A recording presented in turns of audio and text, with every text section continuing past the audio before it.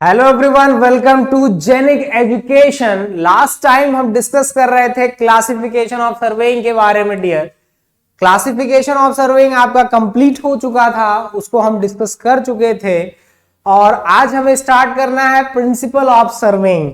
Principal of surveying बहुत important topic है, इससे रिलेटेड क्वेश्चन पूछे जाते हैं। जैसे मैंने आपको बताया था, प्लेन सर्वेइंग के लिए और जियोलॉजिक सर्वेइंग के लिए क्वेश्चंस पुट अप किए जाते हैं। सेम इसी ऑर्डर में, इसी तरह से जो है एक्सप्लेन पूछे जाते हैं question for what is the principle of surveying. तो प्रिंसिपल ऑफ सर्वेइंग आज आप पढ़ने के लिए स्टार्ट हैं, तैयार हैं, अब एनर्जेटिक हैं? अगर नहीं है तो मैं दे देता हूं, तैयार हो जाइए और आपको एनर्जी और आ जाएगी जब आप हमारे इस नए चैनल जो कि खास करके आपके लिए डेवलप किया गया है, जेनिक मैकेनिकल सिविल जो है, उसको लाइक शेयर और सब्सक्राइब कर दीजिए। बेटा शेयर तो जरूर कर दीजिए, जितने भी जगह शेयर भी कर दीजिए, लाइक भी कर दीजिए, सब्सक्राइब भी कर दीजिए और बेल आइकन को प्रेस भी कर दीजिए, जिससे कि जितने नोटिफिकेशंस हैं वो आप तक पहुंचते रहे। और मुझे उम्मीद है कि आप सब लोग हमारे इस चैनल पर आ चुके होंगे और अपडेट हो रहे होंगे अपनी नोट्स के साथ, अपने प्रॉपर नोट्स के साथ।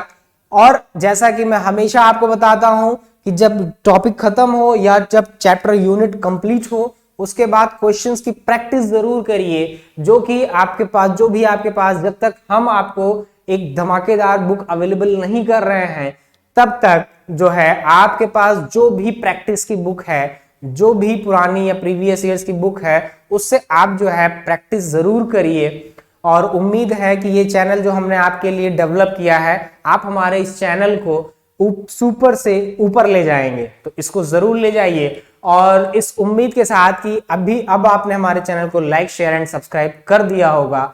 तो चलिए इसको स्टार्ट करते हैं और आपका कंफ्यूजन दूर करते हैं। What is the principle of surveying? अब हम डिस्कस करने जा रहे हैं प्रिंसिपल ऑफ सर्वेइंग क्या है। PRINCIPLE, principle of OF of surveying, SURVEYING। What is the principle of surveying? क्या लगता है आपको, क्या होना चाहिए प्रिंसिपल सर्वेइंग का? आप मुझे बताइए, कमेंट बॉक्स में कमेंट करके जरूर बताइए, प्रिंसिपल क्या होना चाहिए सर्वेइंग का, क्या हो सकता है जो है। चलिए मैं बताता हूं। There is mainly two fundamental principle of surveying that has been classified as per specification. First is working from whole to part. पहला है working from whole to part. working from whole to part. working from FROM from whole to part, WHOLE, whole to part, है ना। मतलब कार्य को संपूर्ण से अंश की ओर ले जाना, करना, whole to part, okay.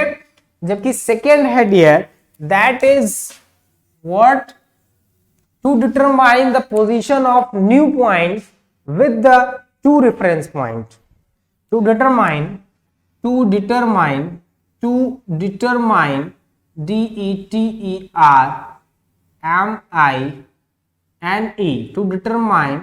the position POSITION, position of new points, position of new points, NEW, points, POINTS, points with two reference point, TWO, two reference, REFERENCE, reference point, POINT with two reference point। किसी भी नए बिंदुओं की स्थापना कम से कम दो संदर्भ बिंदुओं से करना, जो है जो पहले से डिफाइन है उनसे करना, ओके। तो दैट इज इंपॉर्टेंट डियर, ये बहुत इंपॉर्टेंट है। ये आपसे पूछा जाएगा, हर जगह पूछा जा सकता है। तो ये आपका 1 नंबर कम से कम आपको देता है, 1 नंबर आपको यहां से तैयार हो रहा है। ये अक्सर पूछा जाता है एसएससी जेईई के प्रीवियस ईयर्स के कोई पेपर से आप उठा के देख लीजिए, तो उसमें पूछा जाता है कि भाई what is the principle of surveying. 4 option given है, working from whole to part, working from part to whole, working from linear to angular, none of these. इस तरह से 4 ऑप्शन गिवन रहेंगे। अब इस 4 ऑप्शंस में अगर आपने इनको पढ़ रखा है पहले से, दैट इज, तो आप सेलेक्ट कर लेंगे first option, that is working from whole to part, not working from part to whole. This is incorrect. Correct is working from part whole to part, कार्य को संपूर्ण से अंश की ओर ले जाना। ठीक है, वहीं दूसरा ऑप्शन भी आपके साथ क्रिएट किया जा सकता है। हो सकता है ऑप्शन में आपको ये दोनों दिए जाए, उसके बाद तीसरा ऑप्शन दिया जाए बोथ ए एंड बी, या बोथ फर्स्ट एंड सेकेंड। चौथा ऑप्शन आपको दे दिया जाए नन ऑफ दीज, इसमें से कोई नहीं। तो डेफिनेटली अगर आपने हमारे इस चैनल को अपडेट किया है, आपने देखा है, विजिट कर रहे हैं इस पर, तो डेफिनेटली आप ऑप्शन ले लेंगे बोथ फर्स्ट एंड सेकेंड। दोनों जो है प्रिंसिपल है सर्वेइंग के। These are the basic fundamental principles of surveying. ये बेटा सर्वेक्षण के मूलभूत सिद्धांत कहलाते हैं, बेसिक प्रिंसिपल ऑफ सर्वेइंग कहलाते हैं। ओके, यही आपका प्रिंसिपल है सर्वेइंग का। अब चलिए इनको मैं एक्सप्लेन करते हुए आगे बढ़ता हूं। फर्स्ट स्टार्ट करते हैं, that is working from whole to part. Working from whole to part क्या होता है, आपको क्या लगता है? क्या मुझे आप कमेंट करें, कमेंट बॉक्स में कमेंट करके बताएंगे। और बेटा आपको बता दे कि जो है जरूर से जो है जो भी क्वेरीज रहा करें, अगर आपको मेरी बातें, मेरे टॉपिक्स, मेरी जो है मैथडोलॉजी आपको क्लियर हो रही है या नहीं भी हो रही है, समझ में आ रही है या नहीं भी आ रही है, जो भी XYZ जो भी आपको लगता है, तो मुझे उसको जो है कमेंट बॉक्स में कमेंट जरूर करिएगा, क्योंकि मैं आपके कमेंट का बहुत बेसब्री से इंतजार कर रहा हूं। So please reply. Okay, working from whole to part, तो वह एक्चुअली होता क्या है कि सपोज दैट जैसे कोई भी आपका एरिया है डियर, जो भी आपका एरिया है, जरूरी तो है नहीं वो रेगुलर होगा। सपोज दैट ये आपका एरिया है, एरिया में मुख्य control points, main control points establish कर लेते हैं, ज्ञात स्थापित कर लेते हैं, जैसे ए बी, ये मुख्य नियंत्रण बिंदु इनको बोलते हैं मेन स्टेशन पॉइंट्स, आप बोल सकते हैं इनको main station points. Okay, C D, तो करते क्या है कि इसमें जो क्षेत्र होता है उसकी सीमाओं पर जो है हम मुख्य नियंत्रण बिंदु स्थापित कर लेते हैं, मेन कंट्रोल पॉइंट्स एस्टैब्लिश कर लेते हैं डियर। और फिर उसके बाद हम क्या करते हैं कि इनका जो मेजरमेंट है बहुत ही साफ, बहुत ही परिशुद्धता से, बहुत ही परिशुद्धता से, समझ रहे हैं मेरी बात को आप, बहुत ही परिशुद्धता के साथ, बिना किसी त्रुटि के, बिना किसी एरर के हम जो है इनको मेजर कर लेते हैं, इनकी लेंथ मेजर कर लेते हैं, इनको लोकेट कर लेते हैं ऑन द ग्राउंड। ठीक है, और ये हमारे मेन स्टेशन पॉइंट्स बन जाते हैं, मेन कंट्रोल पॉइंट्स बन जाते हैं। फिर हम क्या करते हैं, फिर क्षेत्र को जो भी आपको सुटेबल लगे, ट्रायंगल्स में डिवाइड करना या टावर्स में डिवाइड करना, या जिसमें भी आपको बेटर लगे उसमें हम इसको डिवाइड कर लेते हैं, टावर्स में, ट्रायंगल्स में, या जो है पॉलीगन में, जो लाइक जो भी वहां की कंडीशन के हिसाब से मेथड सुटेबल बैठेगा। क्योंकि ये सारी चीजें डीपली आप, जब मैं एक एक मेथड आपको पढ़ाऊंगा, ट्रावर्सिंग क्या होता है, ट्रायंगल्स में क्यों डिवाइड करते हैं, ठीक है, बिकॉज बेटा ट्रायंगल सबसे सरल ज्यामिति आकृति, सबसे इजी जो है ज्योमेट्रिकल शेप है, जिसमें कैलकुलेशंस इजी होती हैं, वर्क करना हमारे लिए आसान होता है। ये बात अलग है कि इसमें check line, base line, tie station, sub station, वो सारी चीजें ड्रॉ करना पड़ता है। लेकिन जो है स्टार्टिंग में यही आपको बताया जाता है, जब आप स्टार्ट कर रहे होते हैं तो एरियाज को ट्रायंगल्स में डिवाइड करके फिर उनसे सब ट्रायंगल्स बना लिए जाते हैं। क्या बना लिए जाते हैं? सब ट्रायंगल। जैसे ट्रायंगल बन गया, अब इसे देखिए सब ट्रायंगल्स बना लिए। ठीक है, ट्रायंगल्स सब ट्रायंगल्स में डिवाइड कर लिए जाते हैं। ओके, तो इस तरह से जो है सब स्टेशन फिर स्थापित कर लिए जाते हैं, सब स्टेशन जो है एस्टेब्लिश कर लिए जाते हैं। MNOPQRST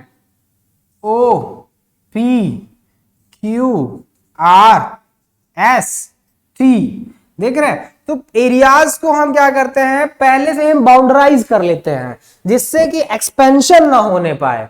बिकॉज होगा क्या कि होल का मतलब कि पूरे एरिया को हमने सेलेक्ट कर लिया, पहले पूरे एरिया को हमने बाउंड्राइज कर लिया, निर्धारित कर लिया, सीमाबद्ध कर लिया। इसके बाद हम क्या करते हैं, उस पर मेन स्टेशन पॉइंट्स हम कंट्रोल करके उस क्षेत्र को अपने कंट्रोल में ले लेते हैं, हॉरिजॉन्टल पॉइंट्स स्टैब्लिश कर लेते हैं। इसके बाद हम उनका मेजरमेंट कर लेते हैं। उसके बाद उनसे सब स्टेशन, सहायक स्टेशन जिन्हें सब्सिडरी स्टेशन कहते हैं, सब ट्रायंगल्स उनसे बना लेते हैं, जिसमें थोड़ा बहुत लेकिन कम परिशुद्धता कहीं नहीं अपनानी, आपको हर जगह परिशुद्धता ही, एक्यूरेसी अडॉप्ट करना है। ठीक है, तो जो है इसको डिवाइड कर लेते हैं, फिर उस पर और भी आगे ऑब्जर्वेशन करते जाते हैं, फिर हम अपने सर्वेक्षण कार्य को आगे बढ़े। इससे देखिए होगा क्या, मान लीजिए कोई एरर हो रही है तो हम आउट से इनसाइड बढ़ रहे हैं ना, मतलब आउट से इनसाइड इस डायरेक्शन में ग्रो कर रहे हैं, अंदर की तरफ बढ़ रहे हैं, इस डायरेक्शन में नहीं बढ़ रहे हैं, अंदर की तरफ इनसाइड हम ग्रो कर रहे हैं। तो अगर कोई एरर हो भी रही है तो वो डियर श्रिंक हो जाएगी, वो श्रिंक हो जाएगी, वो अंदर ही सीमित रह जाएगी, वो फैलने नहीं पाएगी, एक्सपैंड नहीं होना पाएगी, जैसे कोरोना वायरस इस समय एक्सपैंड हो रहा है। तो इसलिए जो है ये इसको कंट्रोल में कर लिया जाता है, इसको कंप्रेस, श्रिंक हो जाता है ये। On the other hand opposite देख लीजिए क्या हो जाएगा, अगर आप इनसाइड से वर्क अपोजिट डायरेक्शन में आउटसाइड वर्क स्टार्ट करें, तब देखिए क्या होगा, तब क्या होगा कि चीजें एक्सपेंड करने को भागेंगी। तो जो एरर्स होगी वो पूरे क्षेत्र में डिस्ट्रीब्यूट हो जाएगी, जबकि पूरे क्षेत्र, पूरे जितने भी टावर, जितने भी पॉइंट, जितने भी स्टेशन है, जितनी भी एरियाज है, उन सब में डिस्ट्रीब्यूट होकर फैलती चली जाएगी। जबकि इसमें क्या होगा, कंप्रेस होती जाएगी air. In this methodology working from whole to part, working from whole to part में ये जो है कंप्रेस हो जाएगी एरर। अगर आपसे इन केस कोई एरर आपसे हो भी रही है तो वो एक सीमित क्षेत्र में सीमित रह जाती है, लिमिटेड रह जाती है।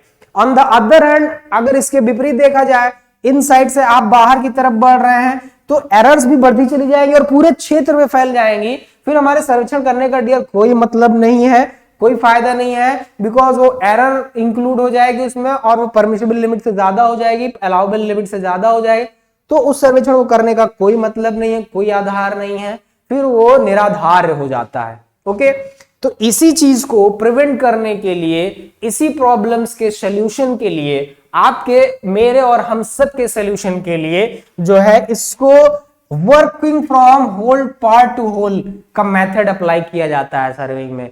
क्योंकि शुरू में ही मैंने आपको बता दिया है डियर कि जो है सर्वेइंग जब करते हैं एक ऐसा सब्जेक्ट है जिसमें एरर्स होती हैं, एरर्स होना स्वाभाविक है, लेकिन विद इन अ लिमिट, एक लिमिट में उसको कंट्रोल में रखना। ठीक है, तो यहां पर वही कार्य किया गया है, एरर्स को कंट्रोल में रखा जाता है जिससे हमारे जो उद्देश्य है, जो हमारा पर्पस है, दैट कैन बी कंप्लीट, वो पूर्ण हो सके, उसकी पूर्णता के लिए ऐसा किया जाता है। ओके, दूसरा जो मेथड है dear, that is to determine the position of new points with two reference point. इनका कहने का मतलब है कि किसी भी नए बिंदु की स्थापना अगर हमें करनी है तो उसके लिए हमें कम से कम दो संदर्भ बिंदु, दो हमारे पास मानक स्टैंडर्ड पॉइंट्स, दो संदर्भ बिंदु, रेफरेंस पॉइंट्स, प्रिंसिपल पॉइंट्स होने चाहिए। इसका मतलब है कि उन दो बिंदुओं की स्थिति जो हमारे पास संदर्भ बिंदु के रूप में होंगे, रेफरेंस पॉइंट के रूप में होंगे, वो प्री डिटरमाइन होनी चाहिए, पहले से ज्ञात होनी चाहिए। अगर इसके अलावा कोई और टेक्निक आपके माइंड में आ रही है तो आप मुझे कमेंट बॉक्स में जरूर बता सकते हैं कमेंट करके। फिलहाल जो प्रोसेस है, जो प्रोसीजर है, जो बाय लॉज है, उसके अकॉर्डिंग यही है, to determine the position of new points with two reference point. तो इसमें होता क्या है डियर, हम किसी भी अपने न्यू पॉइंट्स की पोजीशन, न्यू पॉइंट्स की position with at least help of two reference points, two reference point, m and n, m and n, okay. Suppose that मान लीजिए आपके टू रेफरेंस पॉइंट m और n हो गए, ये हमारा न्यू पॉइंट a हो गया जिसको हमें एस्टेब्लिश करना है। तो इसको हम लोकेट करेंगे with the help of two reference point m and n। इसकी अच्छा देखिए कैसे लोकेट करेंगे आप, या तो आप एक ही n से दूरी मेजर कर सकते हैं और m से दूरी मेजर कर सकते हैं, तब आप इसको लोकेट कर सकते हैं, या तो डिस्टेंस के साथ साथ इनके एंगल भी मेजर करके आप रिप्रेजेंट कर सकते हैं, या फिर एक डिस्टेंस दूसरा एंगल, या फिर एक डिस्टेंस एक एंगल दूसरा एंगल दूसरा डिस्टेंस उससे मेजर कर सकते हैं, या फिर इन पर परपेंडिकुलर ड्रॉ करके कर सकते हैं, ठीक है।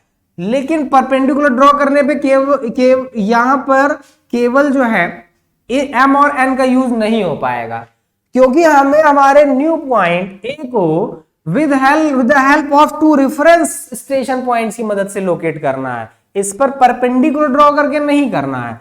तो इसके लिए हम प्रतिबद्ध हैं कि a को हम लोकेट करेंगे n और m के रिस्पेक्ट में।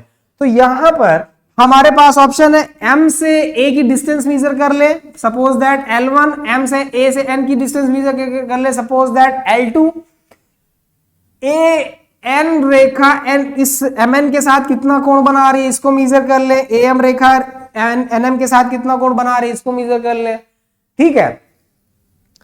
या सभी प्रोसेस अप्लाई कर ले, ओके, या फिर परपेंडिकुलर ड्रॉ कर ले, ऑफसेट्स ड्रॉ करते चले। तो इनका ऑल ओवर कहने का मतलब यह है कि हमारा जो न्यू पॉइंट्स होगा इसको हम लोकेट करेंगे with the help of two reference point that is already been plotted, that is already been defined, जो कि पहले से ज्ञात है। ये चीजें आपको ध्यान में रखनी है, इसमें आपको कोई कंफ्यूजन नहीं होना चाहिए मुझे लगता है। और अगर कोई कंफ्यूजन या कोई क्वेरी हो भी रही है तो प्लीज आप मुझे उसको कमेंट बॉक्स में कमेंट करके जरूर बताइएगा। और तो इस तरह से आपने देखा कि क्या प्रिंसिपल है सर्वेइंग का, working from whole to part and to determine the position of new points with two reference point, दो संदर्भ बिंदुओं की मदद से सहायता से। आई थिंक मेरे ख्याल से ये टॉपिक आपको क्लियर हो चुका होगा। अगर बेटा फिर भी आपको कोई डाउट है इसमें तो प्लीज आप मुझे कमेंट बॉक्स में कमेंट करके जरूर बताइए, जो है जिससे मैं आपका कंफ्यूजन क्लियर कर सकूं। और बेटा अगर आपको मेरी चीजें समझ में आ रही हैं तो प्लीज उसको रिप्लाई जरूर करिए, जिससे मुझे पता चल सके कि आपकी मेरी जो मेथोडोलॉजी है, मेरी जो टेक्निक है वो आप तक डिलीवर हो रही है या नहीं। ओके, तो प्रिंसिपल ऑफ सर्वेइंग आपने डियर पढ़ लिया। अब चलिए इसको अच्छे से नोट कर लीजिए, प्रॉपर अंडरस्टैंड कर लीजिए, बिकॉज बार बार मैं आपसे बताता हूं कि अगर कोई भी टॉपिक कुछ भी आपको पढ़ना है तो उस सब्जेक्ट की बेसिक लर्निंग आपको होनी चाहिए। वो तभी होगी प्रॉपर जब आप चीजों को एनालाइज करेंगे, यहां पर जो पढ़ाया जाता है उसको ऑब्जर्व करेंगे सिंसियरली, नॉट ओके। तो अब हम नेक्स्ट डिस्कस करने जा रहे हैं, हमारा जो नेक्स्ट टॉपिक है दैट इज स्केल। वो क्या है डियर? स्केल है। तो चलिए स्केल को बहुत धमाकेदार स्केल बना देंगे अभी हम। स्केल क्या होता है? पैमाना जिसे बोलते हैं। स्केल से आप क्या समझते हैं जिसको पैमाना बोलते हैं? क्या हो सकता है आपके अकॉर्डिंग? अगर आपसे पूछा जाए तो आप क्या रिप्लाई दोगे? स्केल के लिए जो है सर्वेइंग में क्या प्रोविजन है, क्यों ये रिलेटेड है सर्वेइंग से, क्या यूज है इसका? ओके, तो चलिए स्टार्ट करते हैं। स्केल क्या है, स्केल पर डिस्कस करेंगे हम।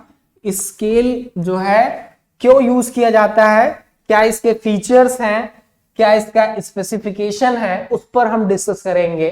तो चलिए स्टार्ट करते हैं बिना एक क्षण गवाए, बिना आपका टाइम वेस्ट किए हुए स्टार्ट करते हैं। That is scale. What is scale? Okay, तो चलिए स्टार्ट करते हैं। Scale, SCALE, scale, that is पैमाना। इसको बोलते हैं पैमाना, स्केल को पैमाना बोलते हैं। तो पैमाने से आप क्या समझते हैं? स्केल से ALE स्केल। ओके बेटा, आपको मैंने बताया है कि जो सर्वेइंग में हम ऑब्जर्वेशन करते हैं तो फील्ड मेजरमेंट वगैरह जो भी चीजें करते हैं, फिर क्यों करते हैं? क्योंकि मैप बनाते हैं, नक्शा बनाते हैं उससे हम। तो मैप ड्रॉ करने के लिए, तो मैप का जो साइज होता है हमारे, जो हमारी ड्राइंग शीट पे जो हम मैप बनाते हैं उसका साइज तो फिक्स होता है, जबकि जिस फील्ड का हम सर्वे करने जा रहे हैं वो फील्ड तो बहुत बड़ा होता है या नहीं? आप मुझे तुरंत इसका रिप्लाई दीजिए कमेंट बॉक्स में, यस और नो। मुझे पता चल जाएगा कि आप ऑब्जर्व कर रहे हैं या नहीं। तो डियर जो है बेटा, स्केल का जो ड्राइंग शीट है आपका, उसका साइज तो फिक्स है, जो भी साइज है, लेकिन जो जिस एरिया का आप सर्वे करके मैप ड्रॉ करने जा रहे हैं उस ड्राइंग शीट पर, क्या उसका साइज फिक्स है? बताइए, क्या उसका साइज फिक्स है? या फिर जो वो एरिया आपका बहुत बड़ा भी हो सकता है, छोटा भी हो सकता है। सपोज दैट आप उसी पेपर पर यूपी का पूरा मैप बना सकते हैं, पूरे स्टेट का, और उसी पर आप अपने पॉलिटेक्निक का, अपने कॉलेज का, अपने जो है इंजीनियरिंग कॉलेज का मैप बना सकते हैं। तो एक्चुअली में जो मैं आपसे बार बार बोलता था मैप एंड प्लान, उसमें बेटा डिफरेंस है। तो स्केल और मैप बनाने से चलिए, लेकिन फिलहाल मैप और प्लान इसके बाद ही आपको आएगा। तो स्केल मैं पहले आपको डिफाइन कर देता हूं। तो उसी अब सोचिए आप कि उतना बड़ा एरिया है यूपी या आपका पॉलिटेक्निक बिल्डिंग, अब उतनी छोटी ड्राइंग शीट पर हमें उसको प्लॉट करना है। तो ये अगर हम रियल लेंथ लेकर करेंगे डियर, तो क्या हम उसको ड्रॉ कर पाएंगे उस एरिया को ऑन द ड्राइंग शीट? अगर कर सकते हैं तब भी बताइए, नहीं कर सकते तब भी आप हमें बताइए। और अगर आप ड्रॉ कर सकते हैं उसी साइज को, उसी साइज में पेपर पर, उस एरिया के साइज को जो है उसी साइज में, तब भी मुझे बताइए कैसे जो है। तो इस वजह से चलिए, मेरी समझ से या जो मेथोडोलॉजी है यहां पर उसके अकॉर्डिंग तो ऐसा नहीं हो सकता भाई, क्योंकि एरिया आपका किलोमीटर तक हो सकता है, जबकि ड्राइंग शीट आपका सेंटीमीटर तक लिमिटेड होता है। तो इस कंडीशन में हमें स्केल मानना पड़ता है, पैमाना मानना पड़ता है। बिना स्केल माने जो है हम फिर उसको प्लॉट नहीं कर पाते, उसको मैप को ड्राइंग शीट पे जो है बना नहीं पाते उस एरिया का। सपोज दैट मान लीजिए क्षेत्र में कोई रेखा 2 किलोमीटर की है, ओके, 2 किलोमीटर की है। तो क्या आप ड्राइंग शीट पे उसको 2 किलोमीटर जो है लाइन खींच पाओगे? ड्राइंग शीट पे तो आपको लिमिटेड साइज मिलेगा ना ड्राइंग शीट का, उसमें भी मार्जिन वगैरह जो टाइटल ब्लॉक वगैरह बनेगा उसके बाद और साइज कम हो जाएगा उसका। लेकिन अगर हम ये मान लें कि 10 centimetre is equal to 2 kilometre, 10 centimetre is equal to 2 kilometre, मतलब ये है कि जो लेंथ हमने, ये आपका हो गया ड्राइंग शीट, ये हमारी हो गई drawing sheet, this is our drawing sheet, okay, ये हमारी ड्राइंग शीट हो गई। और इस पर ये मैं नॉर्थ डायरेक्शन रिप्रेजेंट कर दे रहा हूं, ओके, नॉर्थ डायरेक्शन रिप्रेजेंट कर दे रहे हैं यहां पर dear, that is north, okay. ये आपकी ड्राइंग शीट हो गई। राइट कॉर्नर में, राइट टॉप कॉर्नर में जनरली नॉर्थ डायरेक्शन रिप्रेजेंट किया जाता है। 10 सेंटीमीटर हमने ये इसी को बोलते हैं पैमाना, स्केल माना। अब ये स्केल कैसे माना देखिए, डिस्टेंस ऑन द ग्राउंड क्या है 2 किलोमीटर, लेकिन इसको हमने on the map, on the drawing sheet हमने इसको रिप्रेजेंट किया 10 सेंटीमीटर। मतलब कहने का है कि जो रेखा, कोई रेखा ए बी जो यहां पर 10 सेंटीमीटर शो कर रही है, लेंथ की खींची गई है, वो एक्चुअली में रिप्रेजेंट कर रही है किसको, 2 किलोमीटर को। हमने ये मान लिया कि 10 सेंटीमीटर की जो लाइन है ऑन द जो ऑन द फील्ड जो है, जो लेंथ लाइन 2 किलोमीटर है, वो उसको हम on the drawing sheet 10 centimetre से रिप्रेजेंट करेंगे। इसका मतलब ये 10 सेंटीमीटर की रेखा क्षेत्र में 2 किलोमीटर को रिप्रेजेंट कर रही है, 2 किलोमीटर की लंबाई को रिप्रेजेंट कर रही है। तो इसीलिए होता क्या है कि इसके एक्चुअल लेंथ से, एक्चुअल साइज से डिफरेंट साइज लेकर के हमें ड्रॉ करना पड़ता है ड्राइंग शीट पर। और ये ड्राइंग शीट इस तरह से सेट कर, ये स्केल इस तरह से सेट करना पड़ता है जिससे कि उस एरिया का प्लान इस ड्राइंग शीट पर आ जाए जो है। अब ये एक्चुअल में इस एरिया के प्लान से लेंथ से थोड़ा छोटा रखा जाता है। देखिए ये 2 किलोमीटर है, यहाँ पे 10 सेंटीमीटर का ही डिस्टेंस लिया गया है। तो जनरली डियर जो पेपर पर यानी ड्राइंग शीट पर जो हम लेंथ ड्रॉ करते हैं जनरली लेस देन छोटी ली जाती है रियल लेंथ से, एक्चुअल लेंथ से, जिससे कि हम उसको on the paper on the drawing sheet draw कर सके। ओके, ड्रॉ कर सके। लेकिन जो है यहां पर ध्यान दीजिए, अब इसमें देखिए इसके साथ साथ मैंने जो इसकी यूनिट है ये भी रिप्रेजेंट की है, यहां पे किलोमीटर, यहां पर सेंटीमीटर। तो एक्चुअली में जो आपका पैमाना होता है, स्केल होता है, वो रिप्रेजेंट करता है कि डिस्टेंस ऑन द, वो एक कांस्टेंट रेशियो होता है, एक कांस्टेंट रेशियो होता है किसका, डिस्टेंस ऑन द मैप का, distance on the map, distance on the map to the distance on the ground, distance TANCE on the ground, GROUND, distance on the ground को represent करता है। ये क्या represent करता है, स्केल रिप्रेजेंट करता है। अब जैसे यहां के अकॉर्डिंग देखिए क्या हो जाना चाहिए, यहां के अकॉर्डिंग आपका 10 सेंटीमीटर ऑन द मैप है, 10 centimetre on the map, that is 2 kilometre on the drawing sheet, that is scale. ये स्केल है। अब इस स्केल को आप ऐसे लिख सकते हैं, 10 centimetre is scale is equal to 10 centimetre is equals to 2 kilometre. मतलब कि जो क्षेत्र में दूरी 2 किलोमीटर की है वो यहां पर ड्राइंग शीट पर 10 सेंटीमीटर से रिप्रेजेंट की गई है। यानी ऑन द मैप की जो डिस्टेंस 10 सेंटीमीटर है वो एक्चुअल में फील्ड में कितने डिस्टेंस को रिप्रेजेंट कर रही है, 2 किलोमीटर डिस्टेंस को रिप्रेजेंट कर रही है। अब देखिए यहां पर विशेष ध्यान दीजिए, एक चीज मैं बताना चाहता हूं आपको, ये स्केल कब तक कही जाएगी, जब तक यहां पर यूनिट अटैच है। लेकिन ध्यान दीजिए बेटा, जैसे ही आप इसको रेशियो में कन्वर्ट कर देंगे, 10 सेंटीमीटर और किलोमीटर को भी सेंटीमीटर में कन्वर्ट कर दीजिए, 1 किलोमीटर में 1000 मीटर होता है, तो ये 1000 मीटर हो गया, और ये 100 से मल्टीप्लाई कर दिया, दैट इज सेंटीमीटर। अब देखिए यूनिट कैंसिल आउट हो जाएगी, क्योंकि समान यूनिट में फिर रेशियो में अब ये कन्वर्ट हो गया, और 10 से 10 कैंसिल आउट हो जाएगा, ये रेशियो हो गया 1:234, 1:234, ये 1:10,000, 1:2000।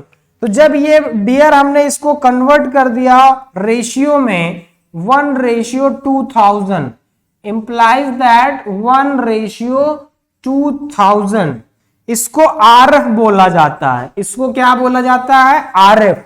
आरएफ का फुल फॉर्म होता है dear representative factor, representative factor, REPRESENTATIVE, representative factor, FACTOR।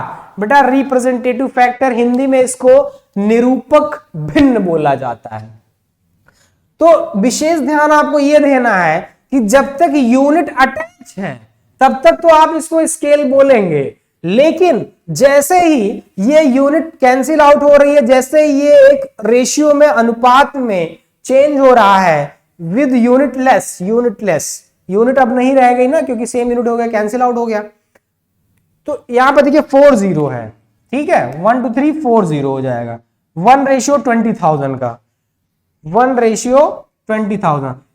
तुरंत ये अब आपका आरएफ बन जाएगा, रिप्रेजेंटेटिव फैक्टर बन जाएगा। तो आज हमने डियर क्या क्या डिस्कस किया, आज हमने डिस्कस किया प्रिंसिपल ऑफ सर्वेइंग। प्रिंसिपल क्या है सर्वेइंग का, प्रिंसिपल, और दूसरा हम डिस्कस कर रहे हैं स्केल का टॉपिक अभी और बचा है, अभी इसमें डिटेल डिस्कशन काफी बचे हैं, इसको हम डिस्कस करेंगे नेक्स्ट क्लास में डियर। लेकिन चलते चलते उसके पहले मुझे उम्मीद है कि आपने अगर इस चैनल को सब्सक्राइब, लाइक, शेयर नहीं किया है तो प्लीज कर दीजिए और हमारे बेल आइकन को जरूर प्रेस कर दीजिए, जिससे आने वाली सभी वीडियोस, सभी नोटिफिकेशंस आपको मिलती रहें। और दोस्तों, ज्यादा से ज्यादा लोगों को इस चैनल पर लाइए, इस चैनल को धमाकेदार एक जबरदस्त जो है डेवलपमेंट दे दीजिए, जो कि हमने आपके लिए डेवलप किया है, क्योंकि ये हमारा नहीं आपका चैनल है, ये हमारा, आपका, हम सबका चैनल है। और इस चैनल को सुपर से ऊपर तक ले जाइए। ओके, तब तक के लिए thank you class, love you, bye bye.